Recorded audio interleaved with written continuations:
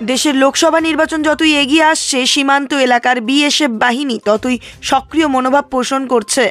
বাংলাদেশে পারাপারের জন্য মানুষ এবং অন্যান্য অবৈধ সামগ্রীকে একের পর এক উদ্ধার করে এতদিন যাবৎ চলে আসা 2 নম্বরই পাচার বাণিজ্যে বিশাল সফলতা অর্জন করে চলেছে।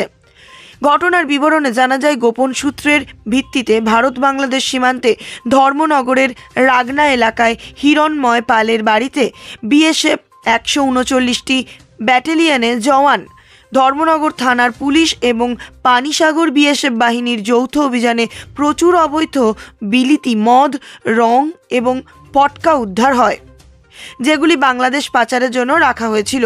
বাড়ির মালিক এইসব অবৈধ জিনিসের কোনো ধরনের সঠিক কাগজপত্র প্রমাণ করতে না পারায় উদ্ধারকৃত সামগ্রীগুলি ধর্মনগর থানার হাতে তুলে দেওয়া হয়। তবে কোনো ধরপাকড়ের খবর কিন্তু নেই। ধর্মনগর প্রতিনিধির রিপোর্ট, নিউজ অবিকল।